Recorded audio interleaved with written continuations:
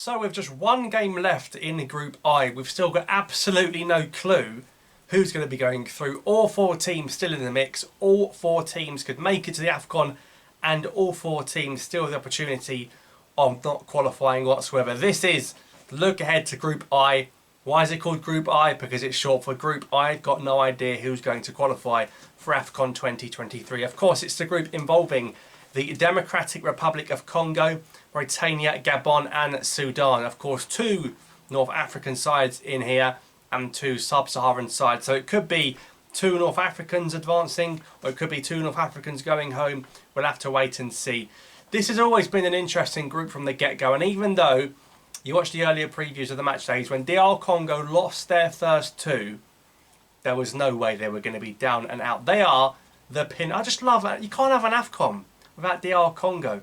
The last one, they weren't at it, and yet they made the World Cup playoffs. They're just such a football heritage side when it comes to the Africa Cup of Nations. They've got to be there. So I would like to see DR Congo make it. I'd also like to have seen Sudan make it as well. Unfortunately, that may well not be the case, as both sides are playing each other. Anyway, so DR Congo actually lost the first two, but there was never really any need to panic. They replaced the manager. They then won their next three, although the most recent one is a little bit controversial because they sit on 9 points now. They went from bottom to top from match day 3 to 5. They actually drew the game 1-1, I believe, against Mauritania, football-wise, but then CAF reversed it. Apparently Mauritania used a player that was ineligible. He was supposed to be suspended. He picked up a yellow card.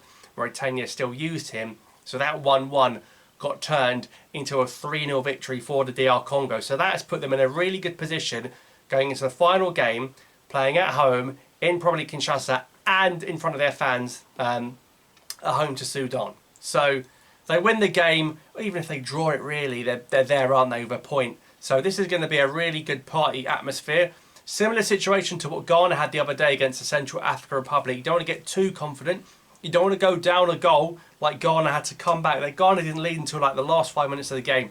It will get nervy, but DR Congo are generally very strong in Kinshasa. And I have to say, I think they will get the job done. You look at their firepower. They're getting some new recruits as well. They've got a lad Pickle, born in Switzerland. They've got Bakambu up front, who once upon a time was the most expensive African player of all time.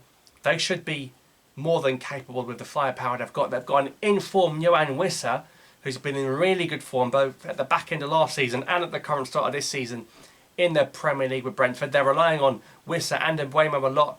Brentford with Tony out, the two African superstars. Of course, as soon as Tony comes back from his ban, Brentford are going to probably lose Mbeumo and Wissa to the Africa Cup of Nations. So really, really important players for DRC.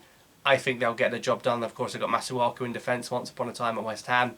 And Bemba, they're a strong side. I like Bongonda, the one playing in Russia. I think they're going to beat Sudan. And even though Sudan actually won the reverse fixture, Sudan beat the DRC when the match was in the reverse fixture in match day 2, I think it was. But for me, the problem with Sudan is they've got a good domestic core. Like the clubs in Sudan, the players they get in the national team, they're all gelled together. But there's a lot of off-the-field problems in Sudan. There's been a lot of political issues. Never easy. Been unable to play football in Sudan for a few weeks. So overall, you expect DRC to get the job done. And then it's basically a shootout between Mauritania and Gabon. Now Gabon with Lamina back in the middle. They've got Aubameyang, a fresh playing Aubameyang playing for Marseille, now back up top. This guy seems to come and go for Gabon when he wants. Gabon have probably got to win the game. They're probably going to have to go and win the game. A point could be enough for Mauritania if they draw this. But I think when you look at the table as it stands, DR Congo and Mauritania would say are in the driving seat because they're 1-2 at the moment. I've said DR Congo will beat Sudan. I think Gabon will go there and win. I think Aubameyang's got to, if he can't score against Mauritania, and Gabon with Aubameyang can't score against Mauritania, with respect to them, Gabon shouldn't deserve to qualify. They've of course got Aboubakar Kamara, once a Fulham, up front for Mauritania. But the quality Gabon have, I mean, you look at their team, Bupenza, Okwele Manga, Aubameyang, Lamina, more than capable of getting the job done here. So I think Gabon will go to Mauritania and win. And overall, probably the two North African sides that miss out. Although Mauritania might do it. The last few AFCONs, Mauritania have been there, haven't they? The problem for me is they get to the AFCON and they don't do anything. It's a bit like Guinea-Bissau. They get in the AFCON, Mauritania, and they do nothing in the group stages, and that's why I'd rather see Gabon make it and fight for it. So let's see what happens in these final few games taking place on the Saturday at 5 o'clock. Of course, they'll be both played at the same time. Anything could happen, of course. I could be completely wrong with my predictions. Anything could happen in this. And of course, there's also the game between Mozambique and Benin. Again, this should have been done with, but Benin got given a win when they drew the game with Rwanda.